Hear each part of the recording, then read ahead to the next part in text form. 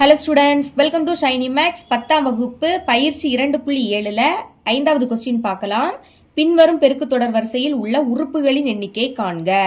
நமக்கு இங்க பெருக்கு தொடர் வரிசை கொடுத்திருக்காங்க. இதுல இருக்கக்கூடிய உறுப்புகளின் எண்ணிக்கை கண்டுபிடிக்கணும். உறுப்புகளின் எண்ணிக்கை அதாவது எண்ணோட மதிப்பை தான் கண்டுபிடிக்க போறோம். ஓகேங்களா? ஃபர்ஸ்ட் சப்டிவிஷன் சால்வ் பண்ணலாம். கொஸ்டின் எடுத்து எழுதிக்கிட்டேன். இங்க கடைசி உறுப்பு கொடுத்திருக்காங்க, அதாவது டிஎன். டி என்னோட மதிப்பு என்னது? 8192. இப்போ இங்கே என்ன இருக்கு பார்த்தீங்களா? அதோட மதிப்பை தான் கண்டுபிடிக்கணும். ஓகே, டி என்னுக்கு பதில் அதோட ஃபார்முலா எடுத்து எழுதிக்கலாம். ஏ இன்டு ஆர் என் மைனஸ் 1. ஞாபகம் வச்சுக்கோங்க, இது பெருக்கு தொடர் வரிசை, அதனால டி என்னோட ஃபார்முலா இது. கூட்டு தொடர் வரிசைக்கு வேற ஃபார்முலா உண்டு, ரெண்டையும் போட்டு குழப்பிடக்கூடாது. சமத்துக்கு அந்த பக்கம் என்னது இருக்கு? 8192 இருக்கு. இப்போ ஏஆர் ரெண்டு மதிப்பையும் கண்டுபிடிக்கலாம். ஏ அப்படின்னா ஃபர்ஸ்ட் உறுப்பு. ஃபர்ஸ்ட் இங்கே என்னது இருக்கு? 4 இருக்கு. அடுத்து ஆர் கண்டுபிடிக்கலாம். அதுக்கு T2-வை T1-ஆல வகுத்துறணும். T2 அப்படின்னா ரெண்டாவது உறுப்பு. ரெண்டாவது இங்க என்னது இருக்கு? 8 இருக்கு. பை T1 முதல் உறுப்பு. முதல் இங்க என்னது இருக்கு? 4 இருக்கு. இப்போ இது 4ஆவது எப்படி கேன்சல் ஆகும்? 1 4 4, 2 4 8. இனி கேன்சல் பண்ண முடியாது. மேல பாக்கி 2 இருக்கு, கீழே 1னா எழுதிக்காண்டாம். இதுதான் ஆரோட மதிப்பு. பிரதியிடுங்க. ஏயோட மதிப்பு 4. இடையில எதுவும் இல்லை, அப்போ பெருக்கல் இருக்குன்னு அர்த்தம். அடுத்து ஆரோட மதிப்பு 2. அதோட அடுக்குல n மைனஸ் 1 இருக்கு. இந்த சைடு 8192. ஓகே, இனிமேல் 4 அந்த சைடு கொண்டு போயிடலாம். அப்ப இங்க பாக்கி என்னது இருக்கும்? 2 அடுக்கு n மைனஸ் 1 இருக்கும். சமத்துக்கு அந்த பக்கம் 8192. 4 பெருக்கல் இருக்கு. இங்க வந்து வகுத்துல மாறும். அப்ப பைக்கு கீழே 4 எடுத்து எழுதிக்கோங்க. இப்ப 4 எப்படி கேன்சல் பண்ணலாமா? 1 4 4, 2 4 8. இனி 1 4 விடைக்கு சின்ன நம்பர். அப்ப அடுத்த நம்பரை சேர்த்து எடுக்கணும்.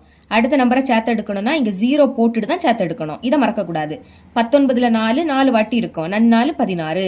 இனி 19ல இருந்து 16 கழிச்சா பாக்கி 3. அதை இங்க எடுத்து எழுதிருங்க. இது இப்போ 32. 32ல 4 8 வாட்டி இருக்கும். 8 4 32. இனி கேன்சல் பண்ண முடியாது. இங்க என்னது இருக்கு? 2 அடுக்கு n மைனஸ் 1 சமம். அங்க மேல பாக்கி 2048 இருக்கு. கீழே 1னா எழுதிக்காண்டாம்.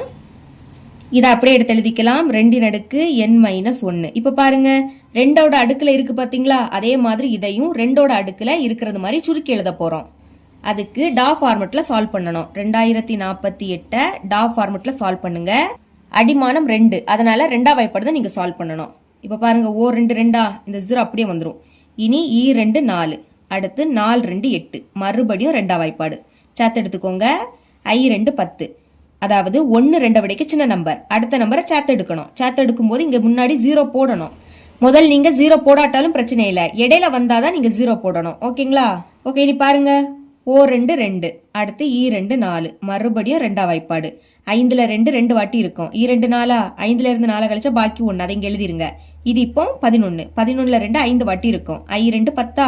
11ல இருந்து 10 கழிச்சா பாக்கி 1, அதை இங்க எழுதிடணும். இது இப்போ 12. R2 12, மறுபடியும் 2ஆ வாய்ப்பாடு. O2 2, E2 4, 5ல இருந்து 4 கழிச்சா பாக்கி 1, இது இப்போ 16. 8 2 16, மறுபடியும் 2ஆ வாய்ப்பாடு சேர்த்து எடுத்துக்கோங்க. R2 12. இனி 4 2 8, திரும்ப 2ஆ வாய்ப்பாடு. 3 2 6, இனி E2 4, மறுபடியும் 2ஆ வாய்ப்பாடு. O2 2, 3ல 2 ஒரு வாட்டி தான் இருக்கும். சரிங்களா? இப்போ 3ல இருந்து 2 கழிச்சா பாக்கி 1, அதை எழுதிருங்க. இது இப்போ 12. R2 12, மறுபடியும் 2ஆ வாய்ப்பாடு. 8 2 16, திரும்பவும் 2ஆ வாய்ப்பாடு. 4 2 8, அடுத்து 2ஆ வாய்ப்பாடு. E2 4, அடுத்து 2ஆ வாய்ப்பாடு. O2 2. 1 வாரது வரைக்கும் நீங்க சால்வ் பண்ணணும். இப்ப சைட்ல 2 தானே இருக்கு, அப்போ 2 ஒரு வாட்டி எழுதிருங்க. எழுதிக்கிட்டு 2 எத்தனை வாட்டி இருக்குன்னு எண்ணுங்க. 1 2 3 4 5 6 7 8 9 10 11. 11 இருக்கு. அப்ப அடுக்குல 11 அப்படின்னு எழுதிக்கணும். இப்ப பாருங்க, அடிமானம் சேமா இருக்கு. இங்க 2 இங்க 2. அடிமானம் சமமா இருந்ததுன்னா அடுக்கும் சமமா இருக்கும். இப்ப அடுக்க மட்டும் சமம் போட்டு எழுதிடலாமா? இங்க n மைனஸ் 1 இருக்கு. அந்த சைடு அடுக்குல 11 இருக்கு. என்னோட மதிப்பு தான் வேணும். அப்ப என்ன மட்டும் வச்சுக்கோங்க. இந்த சைடு 11 இருக்கு. மைனஸ் 1 இங்க வந்துன்னா பிளஸ் 1ஆ மாறும். கூட்டுங்க. 11 1 கூட்டினா 12ன்னு கிடைக்கும். அப்ப என்னோட மதிப்பு என்ன கிடைக்குது? 12. இதுதான் இதோட ஆன்சர். செகண்ட் சப்டிவிஷன் பார்க்கலாம். இதுவும் ஃபர்ஸ்ட் சப்டிவிஷன் மாதிரி தான். சரிங்களா? ஓகே, கடைசி உறுப்பு கொடுத்துருக்காங்க. அதாவது TN என்ன கொடுத்துருக்காங்க? 1/2187. இப்போ TNக்கு பதில் அதோட ஃபார்முலா எடுத்து எழுதிக்கலாம். A into r n minus 1. சமத்துக்கு அந்த பக்கம் என்னது இருக்கு? 1/2187. இப்போ AR மதிப்பு கண்டுபிடிக்கலாமா? முதல் ஏயோட மதிப்பு கண்டுபிடிக்க போகிறேன். ஏ அப்படின்னா ஃபர்ஸ்ட் உறுப்பு. இங்கே ஃபர்ஸ்ட் என்னது இருக்குது? 1/3. அதுதான் ஏயோட மதிப்பு. அடுத்து ஆரோட மதிப்பு கண்டுபிடிக்கலாம். இது எப்படி கண்டுபிடிக்கணும்? T2-ஐ T1-ஆல் வகுத்துறணும். T2 அப்படின்னா ரெண்டாவது உறுப்பு. ரெண்டாவது இங்கே என்னது இருக்குது? 1/9. அதை மேலே எடுத்து எழுதிருங்க. அடுத்து இந்த பை T1னா ஃபர்ஸ்ட் உறுப்பு. ஃபர்ஸ்ட் உறுப்பு 1/3 சமம். இப்போ மேலே உள்ள பின்னத்தை அப்படியே எடுத்து எழுதிக்கலாம். 1/9. இந்த பைக்கு பதில் பெருக்கல் போட்டுருங்க. ஏன்னா பைக்கு கீழே ஒரு பின்னம் இருக்கு. அப்போ இதுக்கு பதில் பெருக்கல் போட்டுக்கிட்டு கீழே உள்ள பின்னத்தை தலைகீழா எழுதணும். அதாவது கீழே உள்ள 3 மேலையும் மேலே உள்ள 1 கீழே வந்துடும். இப்போ இது ரெண்டும் 3ஆம் வாய்ப்படி கேன்சல் ஆகும். 1 3 3 3 3 9. இதுக்கு மேலே கேன்சல் பண்ண முடியாது. அப்போ மேலே உள்ளதையும் பெருக்கி எழுதிருங்க. 1 1 1 பை 3 1 3. இதுதான் ஆரோட மதிப்பு. இதுக்கும் பாக்ஸ் போட்டுடலாம். இப்போ மதிப்பை இங்கே பிரதியிடலாமா? ஏயோட மதிப்பு 1/3. அப்போ அதுக்கு பதில் 1/3. இனி இடையில எதுவும் இல்லாட்டா பெருக்கல் இருக்குன்னு அர்த்தம். அடுத்து ஆரோட மதிப்பு என்னது? 1/3 தான். 1/3. ஓகே, இதோட அடுக்கில் என்னது இருக்கு? n-1. புரியுதா? ஆரோட மதிப்பு 1/3. அதோட அடுக்கில் n- இருக்கு. அதை எழுதிக்கணும். அந்த சைடு 1/2187 இருக்கு. இப்போ இந்த 1/3 அந்த சைடு கொண்டு போக போகிறேன். அப்போ இங்கே பாக்கி என்னது இருக்கும்? 1/3. அதோட அடுக்கில் n-1. இனி அந்த சைடு 1/2187 இருக்கும். இது பின்னத்தில் இருக்குது. அப்போ அந்த சைடு எழுதும்போது தலைகீழாக எழுதணும். பெருக்கல்ல தான் இருக்குது. பெருக்கல் போட்டுக்கிட்டு அதை தலைகீழாக எழுதிருங்க. கீழே உள்ள 3 மேலேயும் மேலே உள்ள 1 கீழே வந்துடும். இப்போ நடுவில் பெருக்கல் தானே, அப்போ கேன்சல் பண்ணலாம். 3ஆம் வாய்ப்படி கேன்சல் ஆகும். 1 3 3 21 எடுத்துக்கோங்க. 7 3 21. அடுத்து 8ல் 3 2 வாட்டி இருக்கும். 3 6. இப்போ 8ல் இருந்து 6 கழிச்சா பாக்கி 2. இது இப்போ 27. அப்போ 9 3 27. இனி கேன்சல் பண்ண முடியாது. இங்கே உள்ளது அப்படியே வந்துடும். 1/3. அதோட அடுக்கில் n-1 சமம். 1ஐயும் 1ஐயும் பெருக்குனா 1. 729ஐயும் 1ஐயும் பெருக்குனா 729 தான். இப்போ இதை எடுத்து எழுதிக்கலாமா? 1/3. அதோட அடுக்கில் n-1. இப்போ 1/3க்கு அடுக்கில் n-1 இருக்கு. அதே மாதிரி தான் இதையும் மாற்ற போகிறோம். ஓகேங்களா? மேலே 1 இருக்கு, அது அப்படியே வந்துடும். 729 டா ஃபார்மெட்டில் சால்வ் பண்ணலாம். ஓகே, இங்கே கீழே 3 தானே இருக்கு. அப்போ 3ஆம் வாய்ப்பாடுக்கு தான் நீங்கள் சால்வ் பண்ணணும். 7ல் 3 2 வாட்டி இருக்கும். 3 6. இப்போ 7ல் இருந்து அந்த 6 கழிச்சா பாக்கி 1. அதை இங்கே எழுதிக்கணும். இது இப்போ 12. 12ல் 3 4 வாட்டி இருக்கும். 4 3 12.